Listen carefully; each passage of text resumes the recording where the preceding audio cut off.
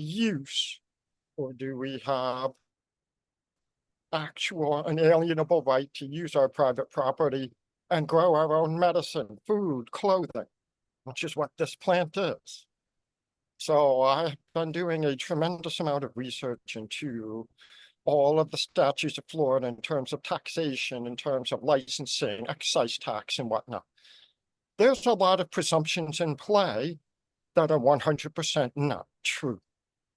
And I'm going to show you guys why this is the case and how we need to start shifting and protecting ourselves in the courts. What makes me the chairperson of the Judiciary Committee is that I'm what's called a pro se litigant in the court system. Pro se litigants have a tiny advantage in the sense that we're construed liberally because we have to have an Article 3 court in order to protect our inalienable rights. What we've been using is the administrative courts to protect our privileges, our right to be an individual, our right to work with an entity in terms of commerce and sell hemp, manufacture cannabis and marijuana. And this has to change because the less we stand up for our natural rights, the less we're going to have. So without further ado, let me put this on here and screen share. Whoops, hold on. All right, so this is a presentation that I've been working really hard on to put together for everyone to understand. I should be able to see you. Yes, I can. So the rules for the game of cannabis. It's not marijuana. It's not hemp. It's cannabis. We have liberties over privileges.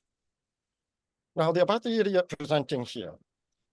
I got involved in politics and law back in 2017 when they did the hemp bill. And I toured with Bob Clayton. I was a greenhorn. I knew nothing about politics. I knew nothing about law. I've managed to go each year to interact with Florida Cannabis Network. So during the COVIDocracy, I studied law enforcement, code enforcement, came by and told me to mow my lawn. They lost. And I really began to pursue that study of law since then. Due to a study in income tax on TikTok, I'm no longer required to pay income taxes federally, and I have confirming paperwork from the IRS. I did a property tax study at the beginning of February 2023, and I filed into the federal courts on February 6th of 24. I've amended the pleading, and we're in the hot potato phase right now. I'm also doing this administrative tort, where I'm working to clean up our rights involving our privilege of getting medical marijuana from the creatures of the state. So the session goals are my petition for a declaratory statement and petition for rulemaking. We're going to review the canons of construction to learn how to truly read laws opposed to presuming you do. We're going to examine definitions and construe as a person, taxpayer, and Florida Constitution as a whole. And then finally, we're going to review the hemp laws and marijuana and code and why we're being arrested. So here's our petition and declaratory statement. We have abilities to go to the administrative courts, and we're not using these as well as we should. What's important about our mandatory medical marijuana form is that Article X, Section 29, Part 9 says, in order for a physician certification to be issued to a minor, a parent or legal guardian must consent in writing. It doesn't talk about any adults. That's the constitutional limitation. We follow the Florida statute, 389.9864, Section AA, obtains the voluntary and written consent of the patient for medical use of marijuana. Now, if I'm in the Army and the sergeant says to me, I'm looking for volunteers, I still get to say no before he puts me to work. And that is kind of the crux of the contention I have when it comes to this mandatory medical consent form. It's a rule promulgated by an agency. Now, I believe this comes from the old signed form for experimental treatment. So the big authority implications that I'm putting before the Board of Medicine is that the Constitution only indicates the need for parents to sign a form If mandatory is defined as the antonym of voluntary, what definition is the Board of Medicine presuming voluntary to mean when construing the form? Because voluntary implies a choice. And if the legislative intent was for it to be mandatory, removal of the word voluntary and usage of the word shall would mean that that's actually where it's at. So we're asking for modification. And by the way, Hector was a big help in construing all of this. I probably wouldn't have been able to put this together as well as I should have.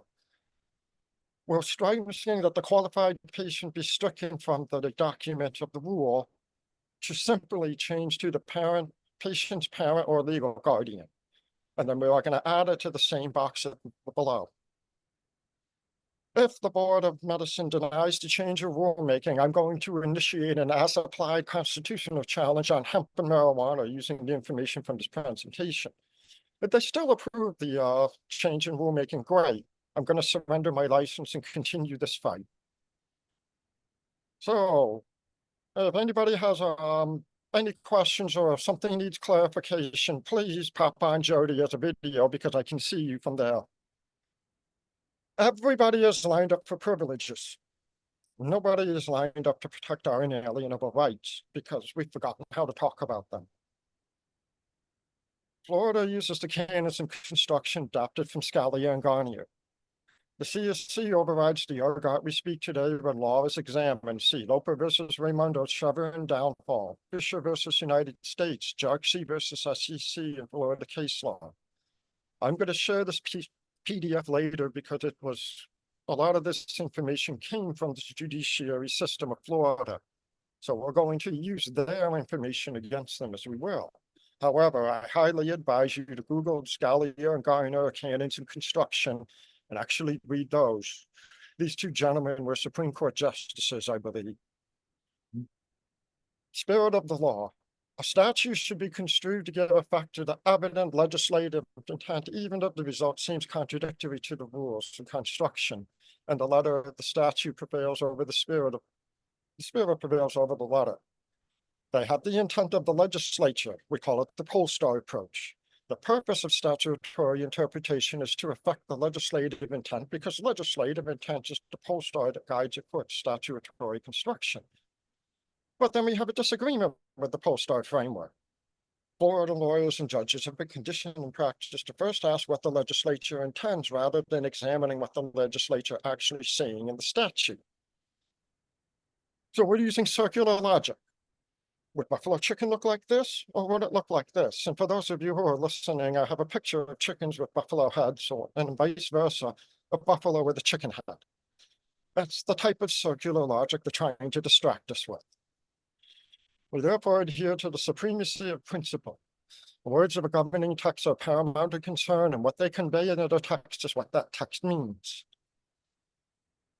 Now we're starting to shift to textualism. Textualism is where we're trying to look at the whole statute versus just taking tiny little bits and pieces of it.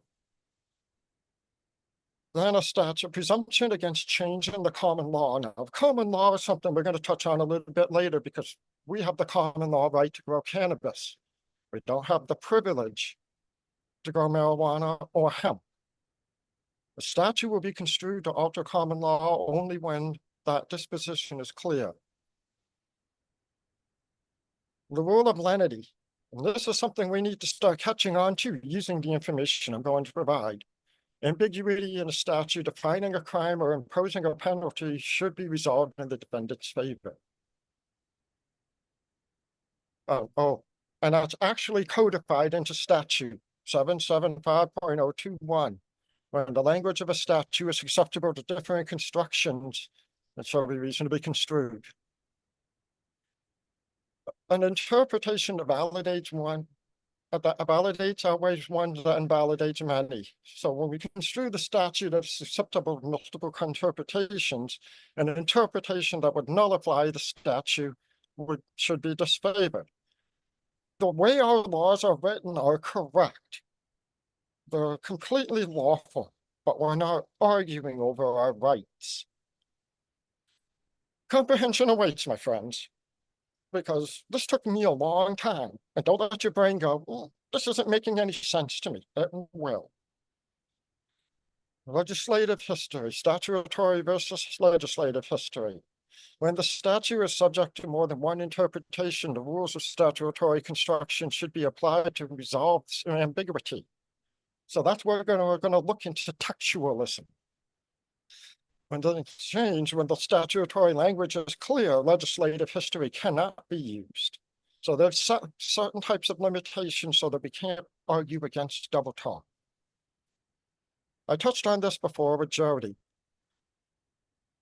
I always mangle these. Jus in generis canon, where general words follow an enumeration of two or more things, they apply only to person or things of the same kind, genre, kind, or class specifically mentioned. Go ahead, Jody. I have nothing to say. This is fantastic. I am so super glad to see all this in writing, and I'm so super glad. I'm so sorry to interrupt. I just didn't want you to think I wasn't sitting here. I'm trying to No, stretch. please. Okay. Carry on. You're doing I'm sad that there's not 1,000 people on the call and thrilled that the internet will allow That's tens of okay. thousands to see it. That's right. Thanks, Benny. It's It is great. here, it's being recorded. So, to utilize these canons in construction, when you read how a statute was written, if it says forks, knives, and spoons is completed with a general phrase like and other things, it would be safe to assume that phrase and other things was not meant to include a surfboard. So if it's cutlery, okay, all right, I'll consider it, but we're talking a pitchfork now, that's not the fork we need. Nomenclature socius. Words grouped in a list should be given related meanings. It is known by its companions. So if I only have two words, if I see person or legal entity, person or entity, or something, I'm going to presume because the other word is an entity, person is also an entity. It doesn't mean us.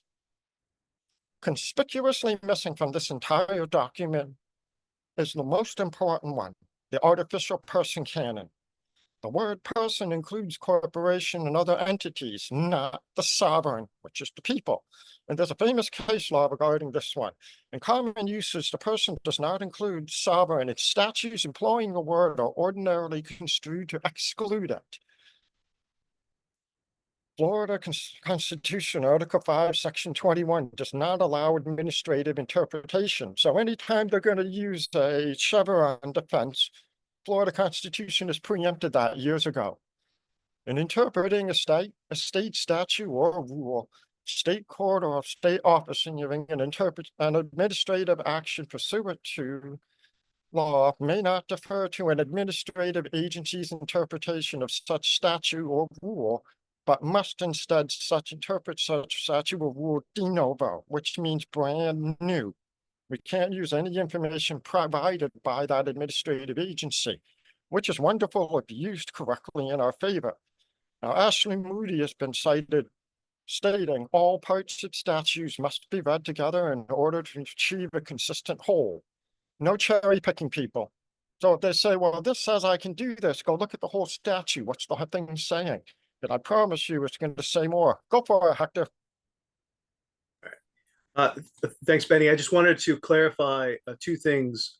One is this idea of textualism is now popular in the court system, like from state to federal. It wasn't before.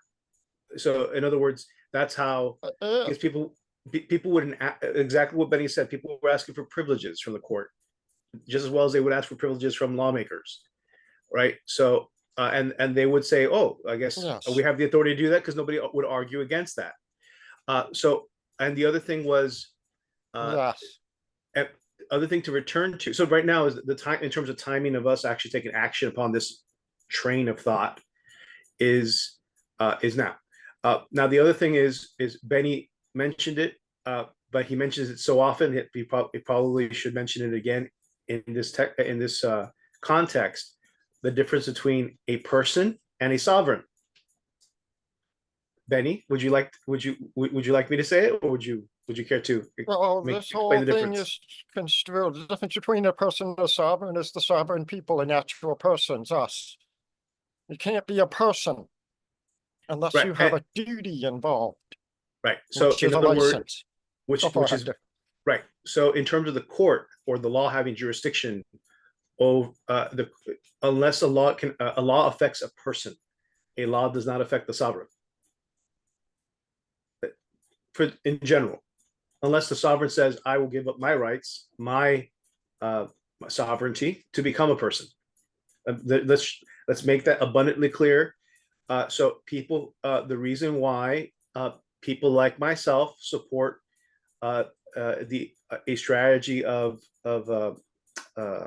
you know what, I forgot the term for it, but in other words, not following the law is patently based on the idea that we never approve the law, it has no reach over us, and we never agreed to it. In other words, and we're not following the proper procedures for them to even have authority or reach in terms of jurisprudence or standing. Like the government doesn't have standing to come after me because I'm not doing anything that violates what the government actually That's says I'm liable for. I'm a sovereign in this case, in this situation. That's it. Yes, and to reflect off of something Hector said, there's four legs of jurisdiction. You have subject matter, you have venue, you have in personam, and you have in rem. In personam means that the jurisdiction of the laws come into play. They have the right to charge you for this tax. In rem means they have ownership of a thing. Creatures of the state don't own things. The state owns what they own, and under that is called a freehold system. All right, let's take a look at inalienable versus prescribed rights. Inalienable right to be viewed on the founding fathers' intent. We call that common law. The federal constitution limits the government and is intended to protect the sovereign. That's followed by the state constitutions. It provides even more protection to us beyond what the federal constitution sets as a minimum. We have prescribed rights. Those are our licenses. They're governed by statutes. How the federal state follows Congress in actions. Those statutes have code. How the statute is to be interpreted is reflected in that code. Ordinances are for local municipal affairs only when it comes to home rule. I think we touch on that in a little bit. How did we get to this crazy level? First things first, Wickard versus Filibert case in 1942 created a misconstrual of the level of control over private property. It was a wheat growing case. What most people don't actually look into when it comes to Wickard is that Wickard took a loan out from the federal government to have his farm in order to create wheat. And because he did that, it placed him square under the burden of taxpayer and regulatable. Then we've had the post-Great Depression education and reconditioning program where we altered our usage of verbiage and construal language to stop understanding legal language, and we now speak the melting pot of argot. So the slang today, when said against the dead language of yesterday, the dead language doesn't change. That's our point of stability. How that language is interpreted is becoming textualism today. We lack an education of our state, county, and city officers into constitutional duties and restrictions. And the courts have ruled correctly on how the people have never insisted on protection of their inalienable rights. See Gonzalez versus Raich. MMJ grow can be prohibited by license as MMJ is produced as a privilege by use. Wickard is a flawed doctrine, as I mentioned, the taxpayer. So, we need to use the terms associated with cannabis for private food, drink, medicine, and clothes. That is an inalienable protected right. We don't have the privilege to do commercial stuff, which is manufacture, grow, produce. The last district court ruling for Gonzalez was in Massachusetts, but it was only the cannabis companies that were involved. So there's a vast definition by control of commercial use by an administrative agency by an amendment. So the reason hemp cannot be stopped from going from state to state is because of a court case called Kidd versus Pearson, which defined that the Constitution regulates inter and intrastate commerce. It describes what excise taxation is. Just look it up. It's very easy to find. An example of this. If you have a license plate on your car, you're literally told the authorities you are engaged in a privilege and they have the complete right to regulate that privilege, including transporting, also known as trafficking, drugs. Motor vehicle is a use. Now, here's something I want you guys to consider. Article 7, Section 1B of our Constitution prohibits a direct ad valorem tax on motor vehicles and the like, leaving it only taxable for use as a privilege. This is a subtle hint that says we can own property without being taxed for owning it on all kinds. So I'm going to have to ask you to step out of the car. You've got a license plate. We're all in trouble now. They're going to inspect it. They're going to ask you for your license because they're presuming you were engaged in transporting persons and property on the highway for profit in accordance with the Motor Vehicle Act of 1939. Florida Constitution was revised in 1968. We revise it and amend it every 20 years. This is something no other state really does. And in my opinion, we currently have the most powerful state constitution in the world because of how it protects us. We, the people, the sovereign, we're the ones who have constitutional liberty. In the state of Florida, Article 1 is for the people. It declares what our inalienable rights are. The remaining articles are the various of offices, crimes, privileges, public health, and other regulatory issues. We wrote that Constitution. Well, at least we're trying to these days with all the corporations peddling and their lobbying. Article 1, Section 1 of the Florida Constitution. Political power is inherent in the people, us. The enunciation herein of certain rights shall not be construed to deny or impair others retained by the people. That's the Ninth Amendment. It is one of the ones we don't scream about and should be applied in a 42 U.S.C. 1983 lawsuit.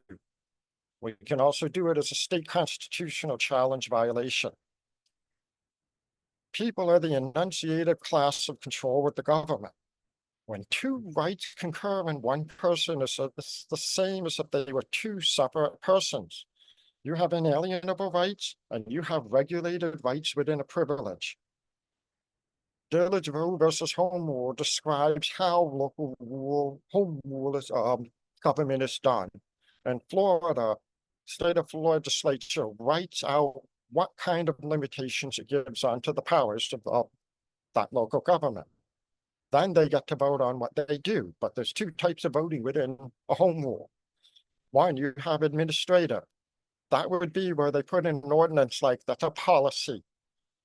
They say they're going to trespass you from a public building from violating a policy, and that was not voted in by the people through vote, and was done by an administrative vote from the leaders of the administrative government. It's null and void because it violates the constitutional restrictions. We have to vote in that home rule, not the administrative ordinances of a government. Mungler versus Kansas. This is my favorite all-time case, and it is still cited today. The last time was April 11th, 2024 by the DC Appellate Court. Wait. This was around the time when, go ahead. Just go back one slide for me real quick before you go to Mungler. I want to point out, Benny said that if it's illegal, then any actions taken upon it, the law itself, it's illegal, it's void. Like, in other words, that is an actual defense. So if even to anything, that is illegal. You're going to try me as like on a criminal or civil basis on an illegal law, and your defense is it's void. Why should I shouldn't have to follow it, and the court has to actually decide the merits of the constitutionality of it immediately. And there's as a matter of law, they can't, right? They can't even bring your charges to you or start any process against you until further along of that case, without an examination of the constitutionality of the law in question. This is the reverse. This is the base of void of a legal of confronting a law as void. In the same extension, there's a movement of informed juries that would actually challenge the law or examine the constitution of the law, even if it's not been, even if the person is not the defendant, right, defending themselves, makes that argument. Okay, I just wanted to make sure because that also, so if you start, so under everything you're going to say, Benny, I hope I'm not skipping ahead, but basically, if you start growing yourself, Oh, no, if no, you start, you're the aroma that goes with the broth. That's what we need. We got to keep your people back in there a little bit because it's the important stuff we want to enumerate. okay, I'm just saying that. So if they don't have a right to come after you, whether civilly or criminally, but they try to anyway, this is the defense. Thanks. That's all I want to make sure it's clear. Well, that's fine. What Hector is talking about is actually a little used term anymore called juice versus lex. Juice law is natural law, the ones we're trying to protect. Lex is administrative. I'm transporting persons and property without a license. I'm growing marijuana for the public without a license. We're getting trapped in lex. Prohibition. It's not talked about enough. We literally told the entire freaking country not a drop shall be produced even in private means. We do not have cannabis prohibition today by an amendment. What we have is a regulatory scheme by the DEA. And our statutes for crime concerning marijuana are still within that regulatory scheme. So what ends up happening is we get trapped. Mungler versus Kansas was right after the first, the Organic Act of 1871 was passed, which enshrined 42 U.S.C. 1983 that protects the color of law from being used to deny us of our civil rights. Quoting, in the implied compact between the state and citizen, certain rights are reserved by the latter, with which the state cannot interfere. These rights are guaranteed by the federal and state constitutions and the provisions of those instruments which protect life, liberty, and property. The right to manufacture for his own use, either food or drink, is certainly an absolute natural right, reserved to every citizen when guaranteed by the 14th Amendment, and when under the laws of Kansas he is punished for manufacturing beer, it abridges his privileges of the citizen of the United States, it deprives him of his liberty and his property without due process of the law, and it denies him the equal protection of the law. Uh-oh. Here we go. If we are right in the assumption that the citizen stands before the law in a dual character, both as an individual and a member of society, then in the former status he has certain natural rights not surrendered to society but reserved to himself and necessary to his pursuit of happiness which the law cannot take away. That his right to manufacture any article of food, drink, or apparel, provided the process of manufacturing does not engage into the lives or property of others, it is one reserved or natural rights, then the statute of Kansas now in question is null and void, is not due process. So we're going to go right into our basic rights following that. This is in Article 1, Section 2 of the Florida Constitution. All natural persons, male and female alike, are equal before the law and have inalienable rights, amongst which are the right to enjoy and defend life and liberty and pursue happiness, to be rewarded for industry, and to acquire, possess, and protect property. Inalienable is the key word. You can't enjoy your life if you're under the threat of your property being stolen by some administrative law. Now, the term natural was interposed to clarify that this provision does not apply to corporations. Talbot Allenberte. And this was in the Constitutional Reconstruction Committee. I see some people, go for it. Jody, you first? I'm just shaking my head, yes. Okay. What I want to clarify here is even in administrative law, when they create the law and they're taking this all, and and they're doing something called a taking. This is very popular in property in dealing with property and development rights, but this is true of Not any anymore. person. But they still so the reason why you can go to you can file in federal court under section what is it 1383 no 1983 is because there's a taking of a deprivation of life and liberty, right? There's harm caused. Yes. There's a color of title. In other words, there is some kind of loss of control or sovereign or ability to liberty. So whenever you see one of these whenever you see a particular law that is put into place, and it is a taking in fact, there is by definition, they're supposed to compensate you. The state is supposed to compensate you. The law just came out. The Supreme Court, the U.S. Supreme Court, just came out with two Doxy decisions versus on this. SEC. Is that the Louisiana case? Doxy versus SEC and the Loper. I forget which one's the more recent, the name of it. But in Louisiana, they basically shut down Louisiana's attempt to restrict people's franchise without doing a taking of property, which we call not adverse possession. The one where government just says we'll pay you what we feel like is right. That eminent domain, which is a great example. This is a very specific example of the bigger example. And they said the U.S. Supreme Court said you cannot simply give somebody a note that says I owe you and pay them later. But that is exactly what Louisiana did in an eminent domain case. So they said, no, you actually have to give them some kind of compensation. And of course, that's not just. That's not the just compensation. And of course, all due process rights are based on this, that you actually have to have that if you are working in society, then you have a right, a privilege of due process, not simply a right. If you have a right, then you don't even need due process because it's just you. You're sovereign. You don't need due process. Yeah, but if you are a person entertaining this system, then you do need due process, and you need just compensation if your rights are being violated. And so that's the other side of this argument of this presentation, that due process and just compensation is inherent in this, and and this goes for everything. If you want to go take a legal action, you can get an injunction, even a temporary one that could turn to a permanent one. But in those circumstances, you have to pay some kind of bond in order to ensure the liberty of the other party. That if your injunction is put into place improperly, then you are because you're demanding something to the court, and you're saying I'm going to put money down on this.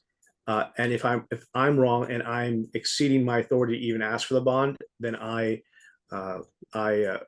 relinquish my right to this bond, this money, and it's get awarded to the other side as compensation. So even among private individuals, this is respected when you go to court and there's demands like this. Okay. Very good, Hector. Very good. So this is something else people do not pay attention to. Article 1, Section 25, Taxpayer Bill of Rights. By general law, the legislature shall prescribe and adopt a taxpayer's Bill of Rights that in clear and concise language sets forth taxpayers' rights and responsibilities and the government's responsibilities to deal fairly with taxpayers under the laws of the state. Prescribed is the word. We have inalienable ones. Administrative Code 12D 9.0101 states taxpayers are granted specific rights when it comes to their property, called real estate. Corporations are not natural persons. Remember the artificial person canon? That means a privilege is in play. Privileges include license for driving, business, locations, trades. You need a license to work on property owned by a taxpayer. That's a corporation. It would be strange indeed if the legislature, by creating a body politic or corporate, body politic is your local government today, your counties, your cities, all of that, to exercise a legislative function could do indirectly what it may not do directly. It seems too plain for cavil that if a mere creature of the legislature can do what the legislature itself is constitutionally prohibited from doing, the carefully designed constitutional prohibition could be rendered useless. Such a result is not to be sanctioned. Who's a taxpayer? Shoot, Hector. Yeah, I just want to point out an example of this. If you go back one slide, please, Benny. In a medical situation, two people can actually have like essentially a direct primary care agreement without the regulation of government, because they're entering into a private relationship. By what authority does a third party come in to regulate their behavior? So in other words, only if the two parties actually want to participate in the regulatory scheme is there some type of legislative or third party entrance into this relationship. So otherwise there isn't, and obviously there's a little bit of care. This is also true of nonprofits. This is true of the only thing that the courts really look at in a private agreement setting is fraud. That's it. Okay. Correct. You have to take taxpayer as a literal term because of a bunch of things that are going on. When we look at the chapters of taxation and finance in Florida statutes, it's from 192 to 200. We have to look at all of those. All definitions set out in chapters 1 and 200 that are applicable to this chapter are included herein. In addition, the following shall apply to the imposition of ad valorem taxes. Florida Statute 1.013, the word person includes individuals, children, associations, joint ventures, partnerships, estates, corporations, and all other groups or combinations. So we're going to go back to use some generis. This means that all of these, including individuals and children, are legal entities. Taxpayer 19213 means the person or other legal entity. You're not a person if there's another legal entity in the sentence. Taxpayer means any corporation subject to the tax imposed by this code, and includes all corporations for which a consolidated return is filed. The only time we as natural persons file a return is using a Form DR 405 code. As defined in Section 1.01, Florida statutes, and including any company, unless otherwise specifically provided, the word company may be used interchangeably with the word person. Everything here is backed up by code saying that company, so that means taxpayer means the company or other legal entity. Taxpayer means the corporation, the company that's subject to the tax imposed. The kind of escalated quickly, I would say. Here's something important about our Constitution. Article 7, Section 1A. No tax shall be levied except in pursuance of law. So like Hector said, they actually have to write a law about it.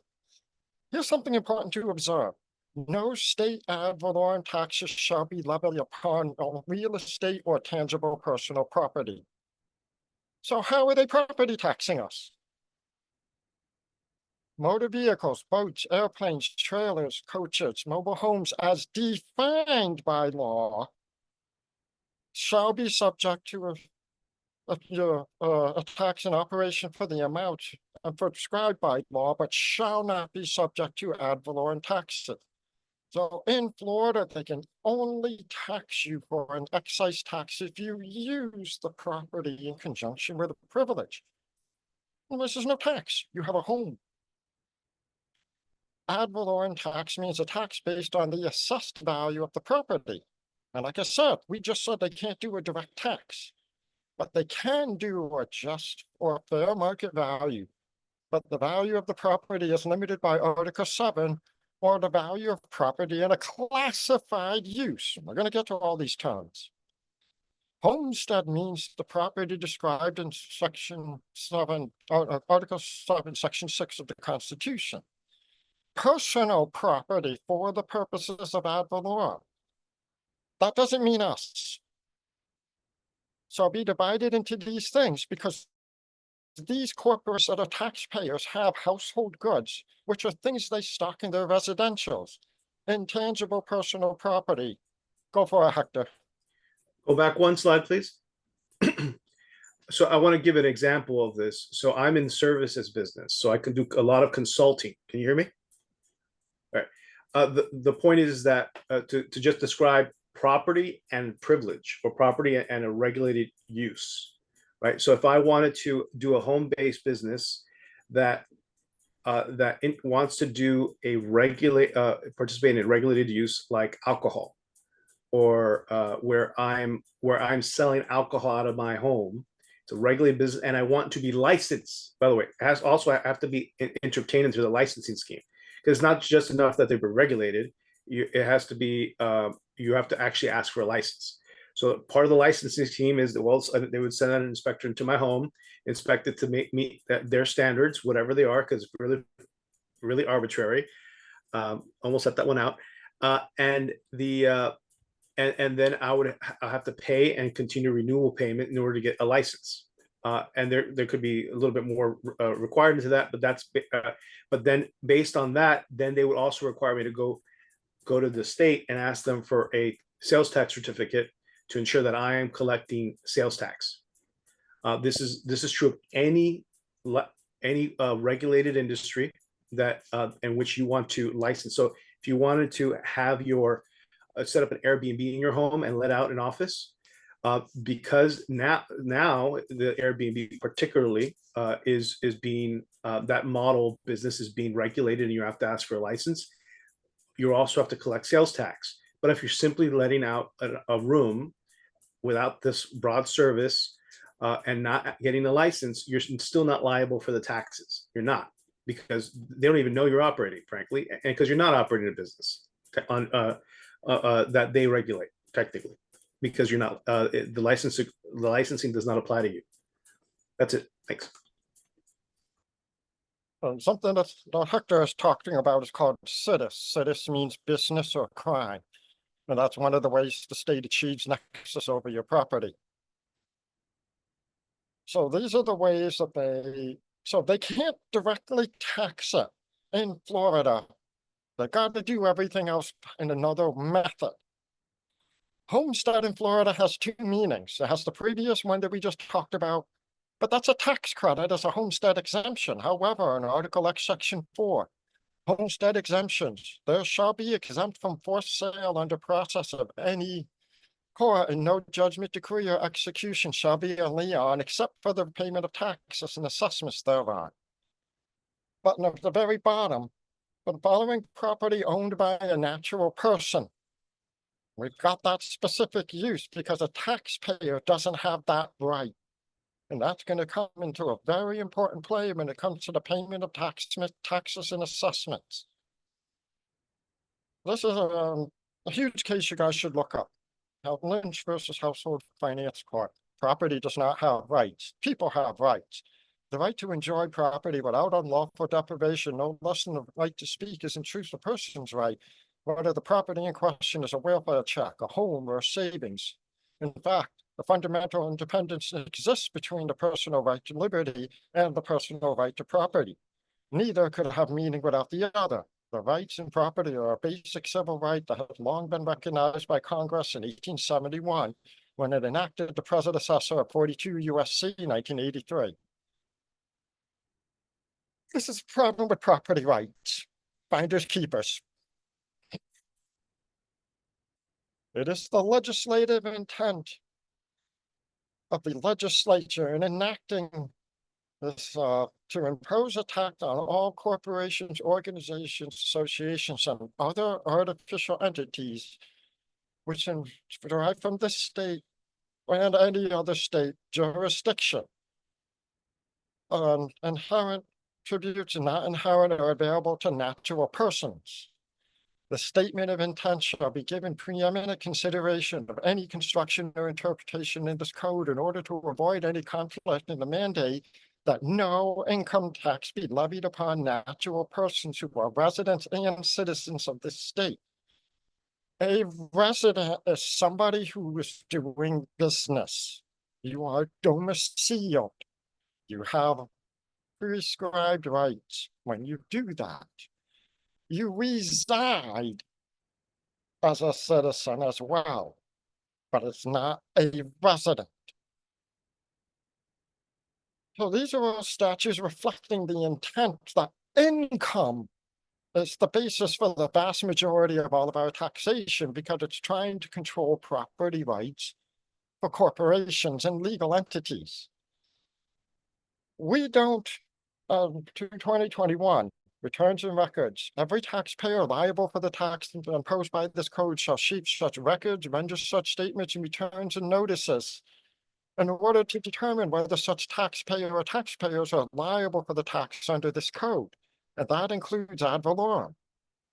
The property assessor, the tax collector, all of these people have access to the information, and they should be using it correctly to protect your inalienable rights, which means that when you go and you transfer the title on your car, you don't need to put a registration plate on it, because otherwise that's an ad valorem tax. You do need it for privilege. Classification comes from the records sent to the Department of Revenue. You can't do it any other way. Classification of property, all items required by law to be on the assessment rolls must receive a classification based on the use of the property. We don't use our homes unless we get a license.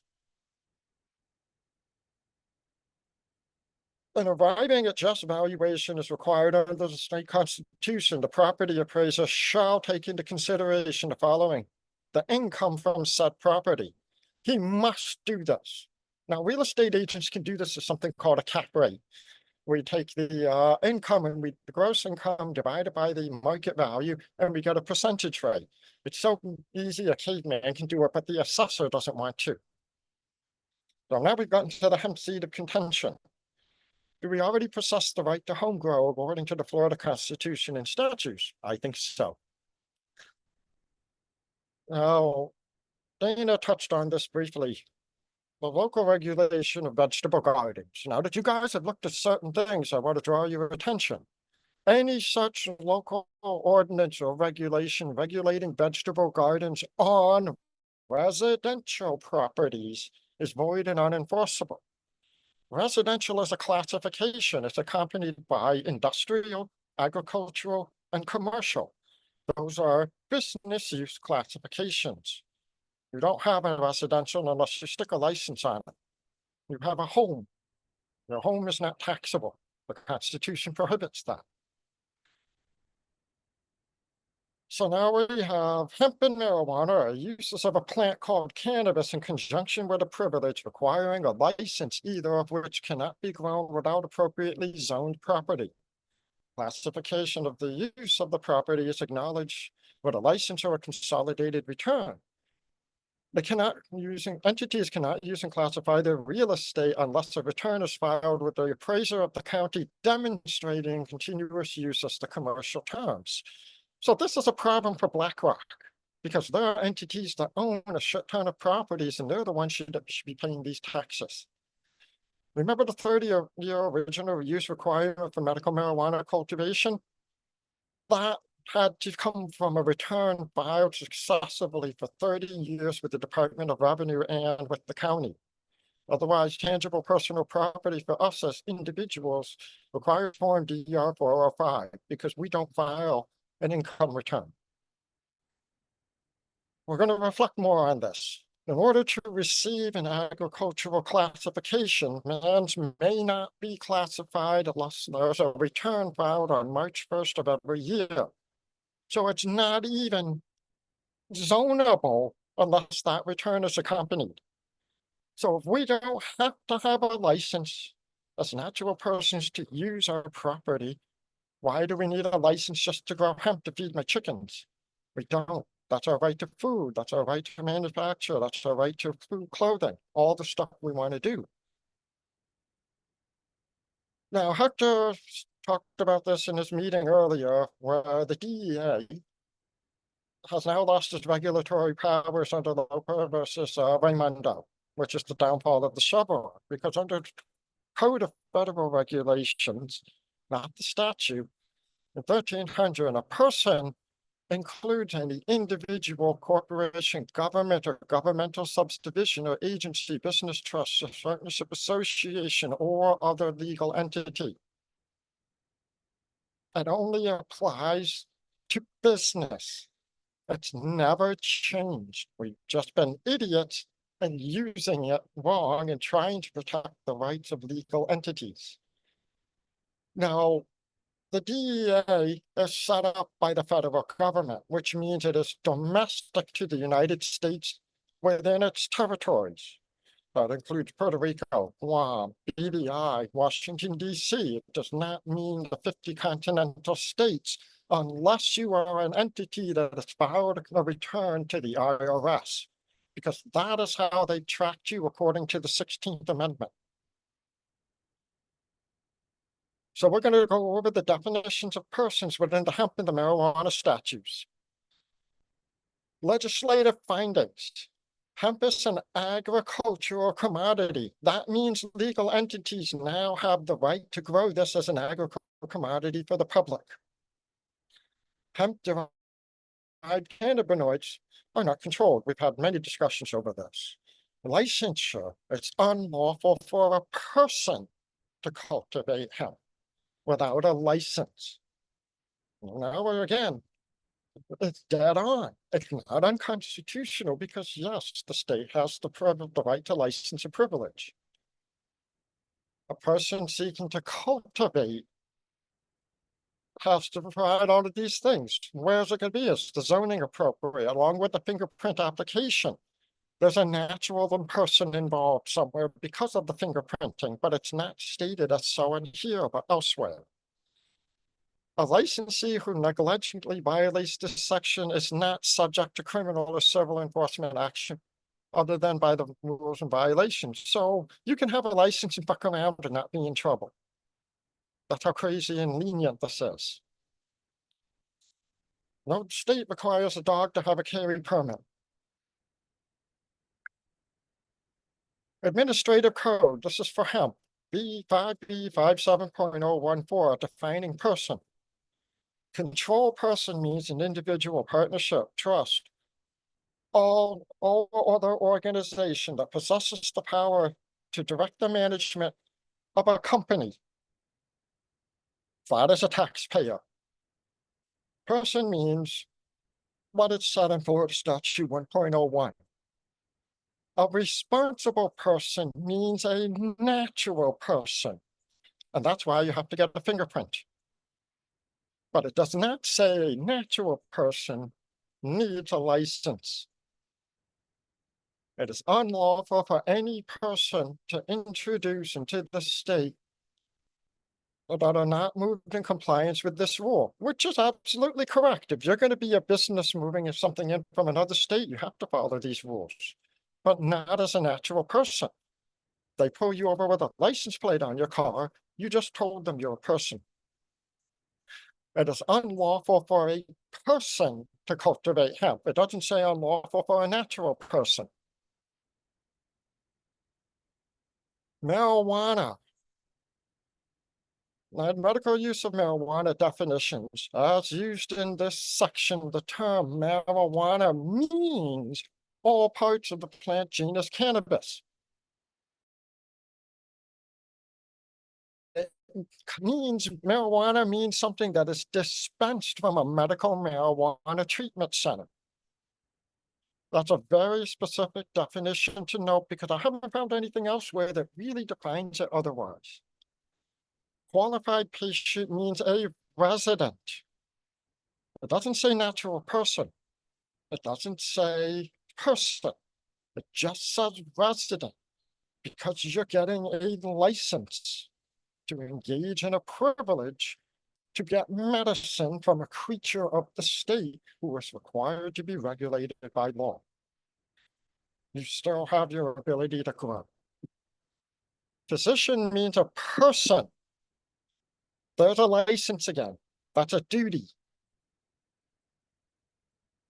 The department shall determine for the medical marijuana use registry whether an individual is a resident of this state. Again, there's a key word for privilege there. Same thing. Seasonal resident means any person who temporarily resides. And I talked about that. You're either a resident or you reside. There's all sorts of little clues in all of this. The department may revoke the registration of a qualified patient or caregiver who acquires, possesses, or delivers marijuana. We have a definition from any person or entity other than a medical marijuana treatment center. May revoke. The department must register an individual, not a person. It's being very specific that it has to be one of us. Now we're going to get to the meat of the matter. An individual or entity may not be awarded more than one.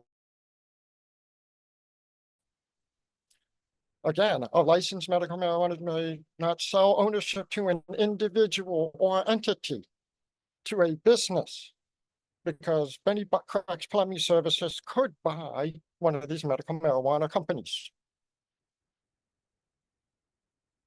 A qualified patient as penalties, under penalties, or a caregiver who cultivates marijuana, who purchases or acquires marijuana from any person or entity other than a medical marijuana treatment center violates 89313 is subject to the penalties provided therein.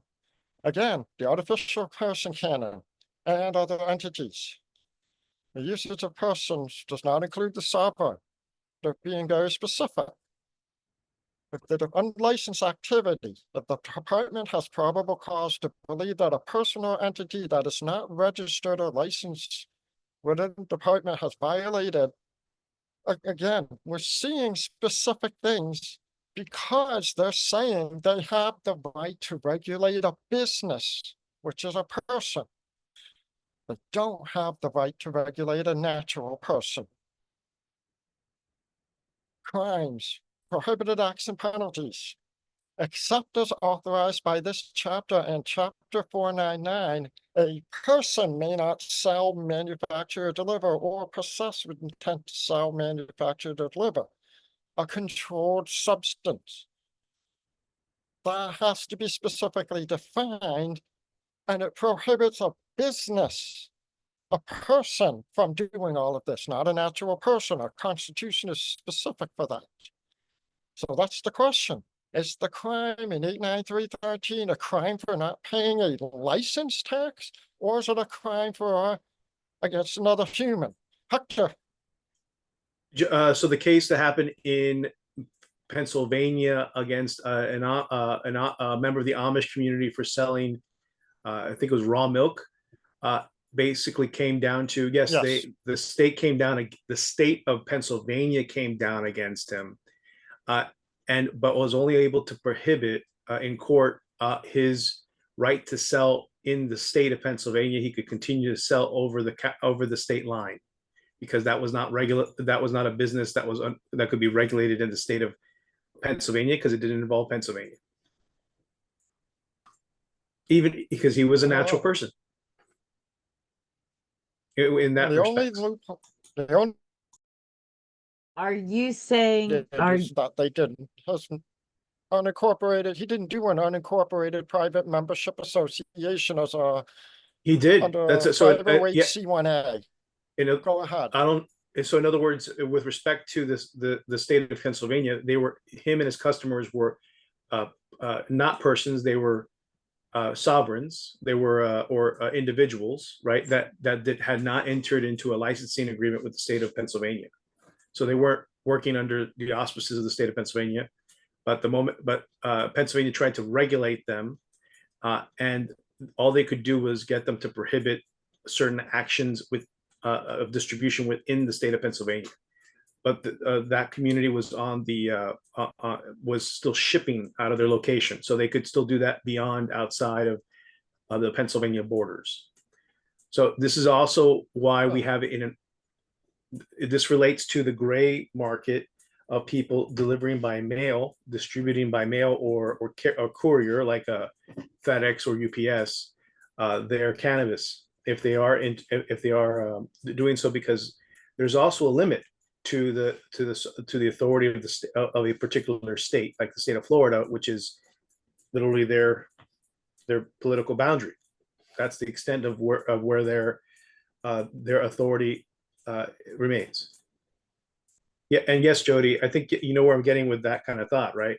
So technically, we can receive, and technically we can send, as with outside of the particular jurisdiction we're in, because they don't even have an ability to claim.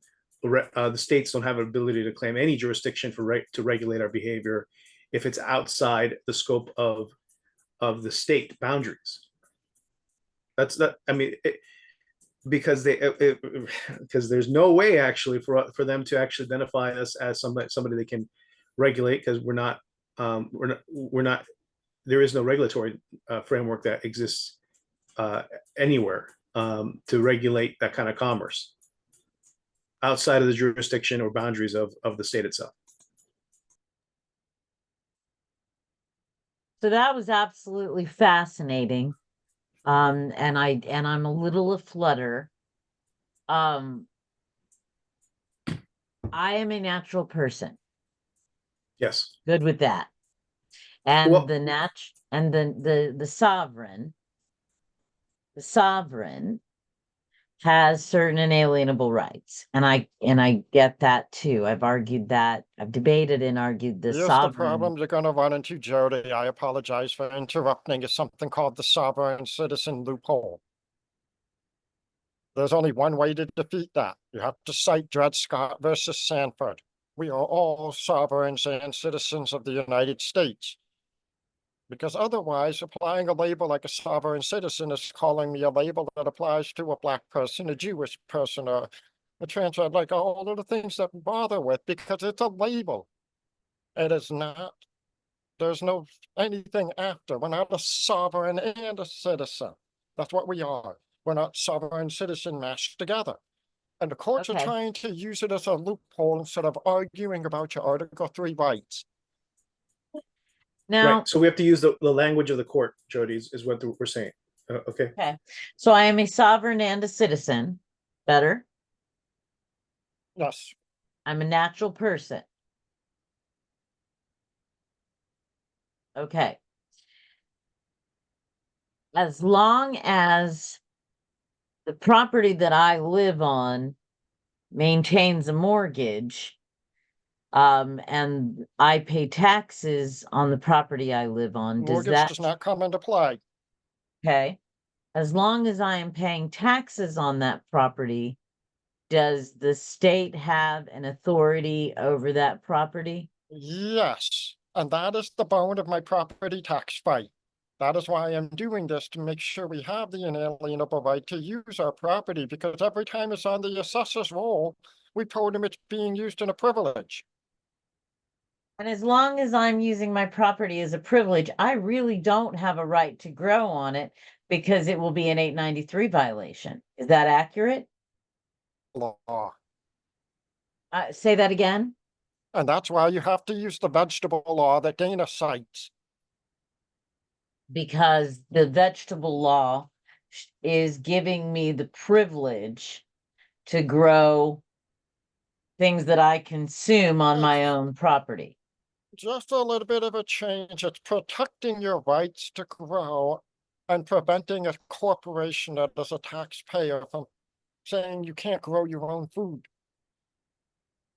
So do you believe that the basis of the garden, do you recall, let me ask the question differently. Do you recall why the gardening bill was put in? Which one? Which gardening bill? The one that about zoning rights? That you're Dana, not allowed what's to grow. the citation on the The one I gardening? We have cited. a right to garden. Yes. Let So me you have a go right to all the way garden. back up. I'll get back to it. So there was a court case in Miami-Dade County. A local municipality told the homeowners they could not grow a garden in the front of their house, and they cited zoning rules to do that. because the zoning rule is a law enforcement. In other words, there is they decided that would be a public danger or nuisance if to allow them to do so, and that flew enough. That was enough of an excuse for the courts to side with them, and so after the fact, the legislature came out and said, no, this is a protected use. Period. Is that clear with everybody? Okay. It's protected use within residential. Okay, what I want to make sure is very clear, Jody, to you, which is the more important issue that Benny has raised. And I'm going to say it in a little different manner because he did say it, but I want to refocus attention on it. The only people who care about these regulations are persons, corporations who do not want you to compete against them. They are the only ones who will cite the law and drop a complaint against you. Corporations that are in this business do not want to compete with home grow because they'll be crushed. Period.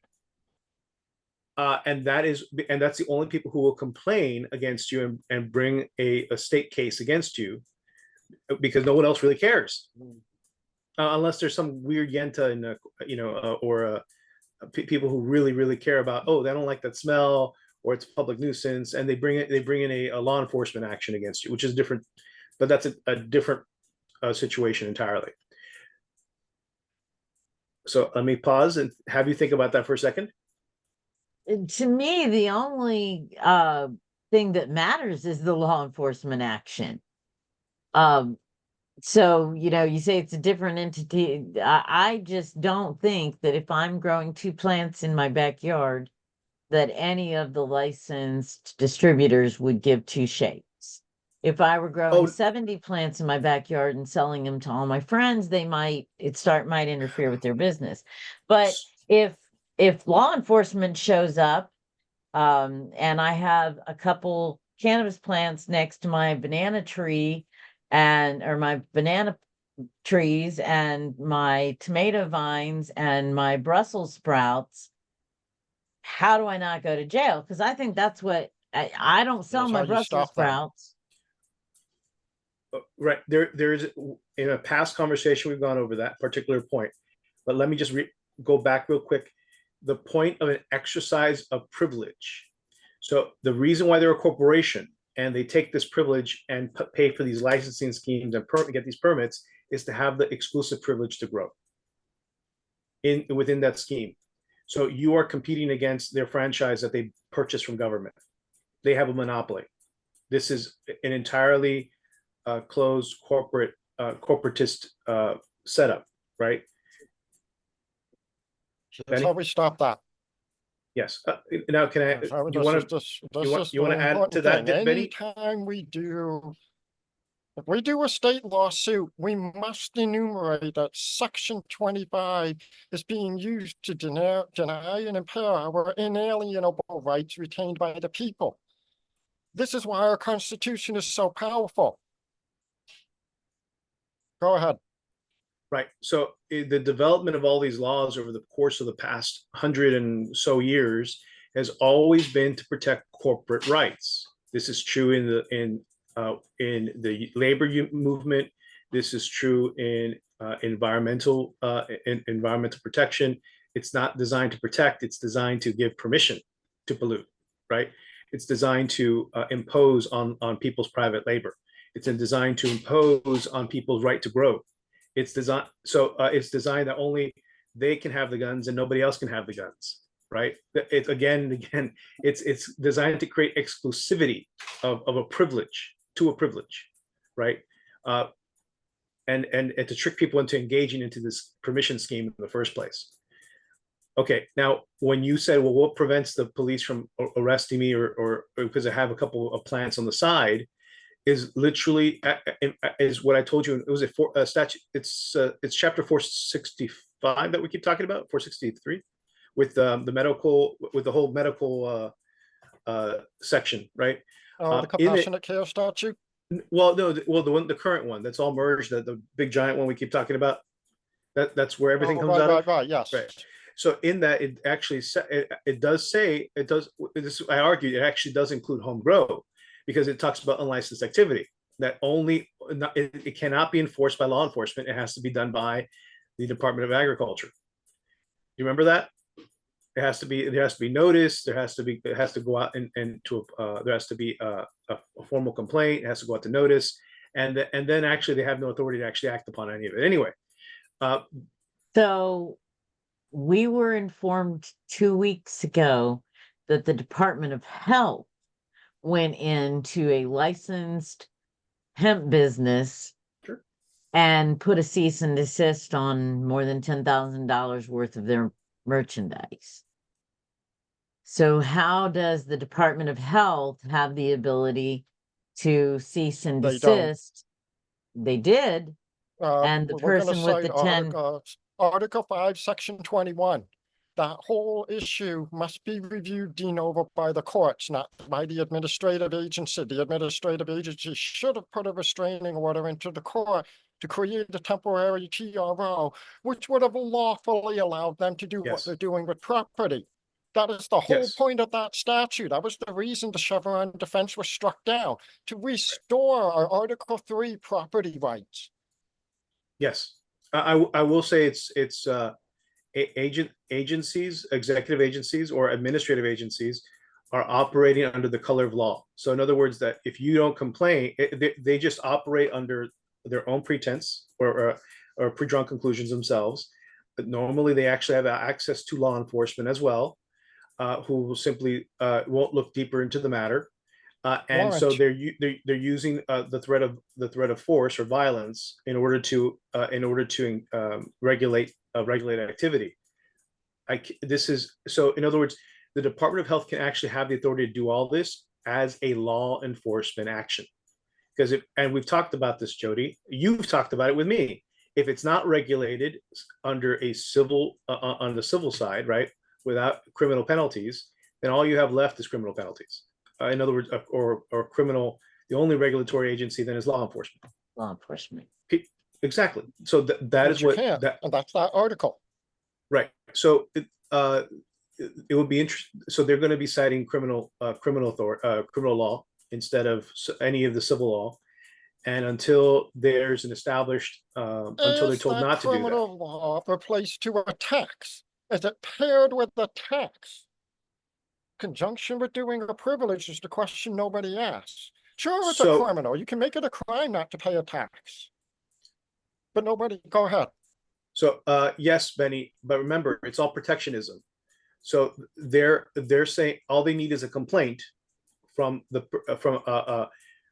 a franchise participant that's guaranteed privileges by the state to say there's a group over here that's not paying and entering into your protection racket that we need you to go after because they're harming our business, and you've guaranteed us the exercise of our business. That's what the states. That's how they're operating under. And then they come up with a whole. They're coming up with they then cover it with an explanation as to public nuisance or public safety. Again, Jody, that's why I keep harping about public safety, because if you take it away from that. How is it determined to be a public nuisance by an administrative agency instead of a trial by jury, which we are required to have according to Florida law? Color of law means that if you do not contest it if you don't contest it and then take it to a court of law, you've waived your rights as a natural person, or even as a business. That's what we're doing, waiving our rights. This is all an exercise of waiving your rights and why you shouldn't do it and how you should exercise it. I am fascinated. I'm not sure I'm any clearer than I was, but this is for brilliant minds, and well. So in other words, we should, yeah, Benny, we should, so as a takeaway, like what the course of action is, if you are in a regulated space, you have to know that you have certain rights because you're paying into also for protection, and then figure out who is the best agency that is in a position to protect you. It could be law enforcement, actually. Like I said, Article 3 court. always the Article 3 Oh, court. We want a but Florida Supreme Court to force a decision on the artificial person canon. yes, but in the meantime, Benny, if you're dealing with, so in libertarian spaces, we talk about this as competing jurisdictions of authority, right? We want that competition because it creates Sure. protection for us. So if the Department of Agriculture wants to come after us and our local sheriff says no, they're protected under our law, then that's a competing. Those are competing government agencies who are competing over your protection money, basically. So this is nothing different than. And you can take that. You can extend that thought. If I am regulated You by the just Department of triggered an idea. Agriculture, Can one we second, do- Benny. If the Department of Agriculture is my regulating entity, and the Department of Health comes in and offers a cease and desist, my remedy would be with the Department of Ag to say, look, you came in and said I could sell this, and now this competing agency is coming in here and telling me I can't. But remember, then you have to give it to the sheriff, and the sheriff says, "Oh, okay." Then they have to take it to court. I'm not going to enforce this. Because they cannot administrative agencies do not actually have. They have to borrow someone else's guns, for lack of a better word, because they don't have any of their own. I mean, this is not the federal government where each department has their own SWAT team. This is state of Florida agencies that do not have their own SWAT teams. They have to file the paperwork and ask for the help of either the state FHP or typically the sheriff's agencies.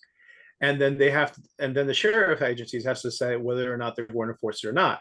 So if you have the agreement of the local sheriffs of how to operate, this is also why I had a couple months back said we should have a list of of instructions for sheriff's agencies to sign up on, so their deputies are trained on how to respond to these inquiries and how to protect ourselves best, right? Because again, what you have is different agencies operating under different guidance, and some of it isn't their own guidance, right? So the only way to, before anything actually gets, laws get violated or people start acting, it's best to actually talk to the enforcement agents, which are typically sheriff's organizations, and ask them, this is what we want you to consider for how to enforce these actions. And this will save time. This will protect your deputies. This will protect the public, and will create a clear pathway for enforcement, as opposed to all these agencies making it up as they go along, and creating havoc for your law enforcement agency. Yeah, Benny, I think they're all operating even under, yes, you can do 119 and get a copy, and you're going to be surprised that there are no rules or policies set up. It's just someone submits. Now, here's my question. I can't find defining code, Florida Administrative Code, for the criminal statute. So what is a person according to that statute? Because otherwise it's null and void for vagueness. Yes. Your gun control But case, that's about a privilege, a license, go for it. But Benny, that's after the fact, right? Like you would want to. What I'm talking about is two issues.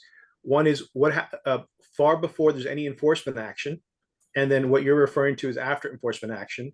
So in other words, it's a defense. Actually, technically, what you're saying can apply to both sides, but it's mostly people look at that in terms of a defense after an enforcement action. I'm saying enforcement actions should be, we should interpose ourselves, come up with a list of recommendations for, and get the Florida Department of Ag involved, by the way, to come up with a rule that can then be promulgated to the sheriff's agencies on how to enforce these kind of laws. And to clarify, that it does not touch upon or have jurisdiction over natural persons who are doing home grow. It doesn't have to be explicit, by the way, Jody. I heard you. But it can just define that it only applies to to persons Persons or or entities. entities. Period. And as long as it only applies to persons and entities. So this has been a fascinating strategy session. I'm looking at the time. It was an fabulous And presentation. I really want to see what the AI recaps on all of this in summary. I'm excited for that. Excellent. I'm Well, going to that's share this. on This the is Dana's. AI. one of the things where AI would definitely, because I was just looking at like the catch me up portion where it definitely like got us into 10 points and narrowed down what we were talking about. Because I've done this presentation with Benny already, and it is really one of those things that's like, oh, okay, so you need to like to really understand real estate or really understand property taxes. And I hope you enjoyed having a conversation with John C. Amos. Hopefully that was a good connection for you and you got to spin your wheels a hope little so with too. him. And John is running for Florida House of Representatives. And Dana, you came across him while you were doing candidate attitude surveys, right? Thank you very much for doing that. Yep. I So- do want to wrap up. 90 minutes is a long presentation. We will be making this available. I want to, as a side note, since we are at the third branch committee, let you know that Will Hall of Jones Walker is preparing his supplemental brief to the 11th Circuit Court.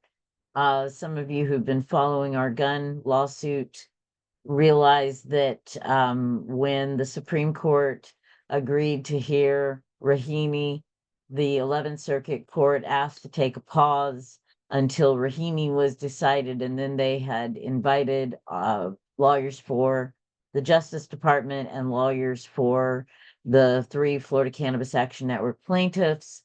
Those lawyers were both going to add supplemental briefs, and I think they've got about another week before they do that. The lawyer has asked if the plaintiffs want another meeting, and so anybody that's on the third branch call, when we get ready to have the next meeting, I will let you know. And meanwhile, when we do our next newsletter, we will send this as part of the information that we give to all of our members. And if it were a different week, I'd say within the next day or two, I would have it up on YouTube, but probably it's going to be more than a day or two. I'm just saying. Everybody knows what we've got going on. Any final thoughts? Dana, I appreciate you plugging everybody in.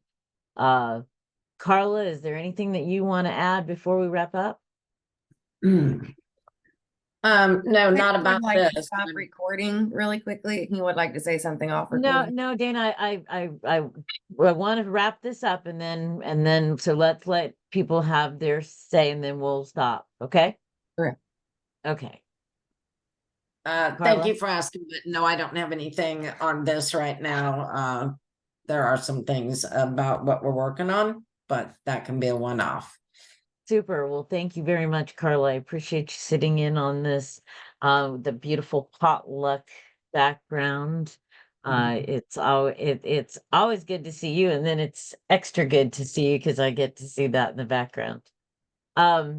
Colette, you've been with us the whole time, kind of listening in. Is there any thoughts that you would like to add on the record?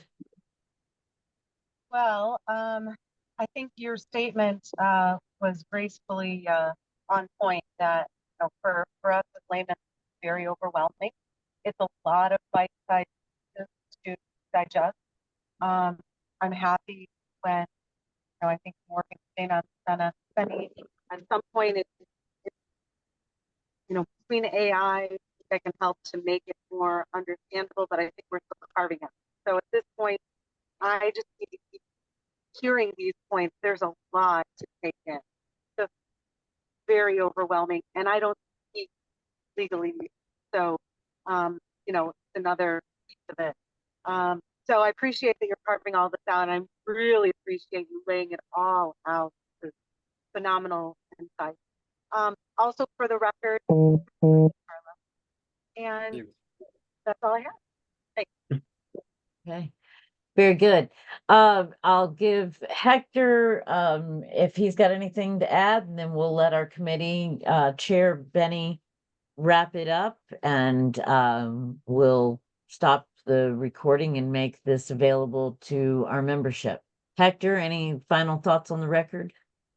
Sure. If for members who are listening to this, we've been talking for a couple months also, and maybe longer than that, of a volunteer network or community. I forget the term we were using for it, but basically working with farms on a private relationship basis, not regulated, not outside of the regulatory scheme here, as natural persons working together with one another, not in a commercial transaction basis, to provide each other quality cannabis and on a reliable supply basis. And if people want to really entertain that, we have a lot of little projects like this that we need a lot more help to make sure actually that can be taken off. And I think this is part of the point that that people don't explore their rights more further, which is why they don't get to exercise them, because they don't know what they are. And why we look at too many high-profile court cases with well-meaning attorneys, but they also operate in a regulatory scheme, and that's all the way they think about it, rather than, hey, I have a personal right to my own medicine, I have a personal right to this, I have a personal, because I'm a person, right? And I'm trying to compete with corporations who have paid for their right to have this enter into this commerce by the state. Not trying to compete with that. So we're not trying to compete with them. So we're just trying to get quality care, safe care, and reliable, and frankly, which which is in everybody's interest. And thank you, everybody. I appreciate it. And I'm looking forward to Kathy's choice in the future too.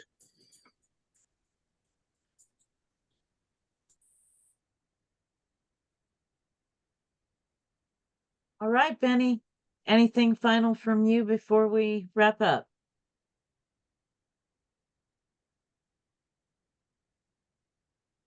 Okay, folks, I highly encourage you, go read our Constitution. We protected ourselves in there. Secondly, take the time to learn law. There's a course that I'll share. You doing this gives you something called pro se litigant, which is more powerful than a lawyer because they must construe us liberally. If we say we're being unfairly taxed, they have to look at it. That's the law. But you're also going to learn how to protect yourselves in the local municipal courts and against overzealous police officers. And that is what you need the most, how to protect your inalienable rights. It took me 3 years. I do this every day for 8 hours. You don't have to, but all you need is an hour a day just looking at the law. What is due process? How do they serve a warrant? Do you have to go before a magistrate? Because if you don't object, you lose all your rights. Thank you for watching this. I hope you guys are educated. I hope you're excited for the future and you really, really want to get into this and stop this overregulation. Have a great day.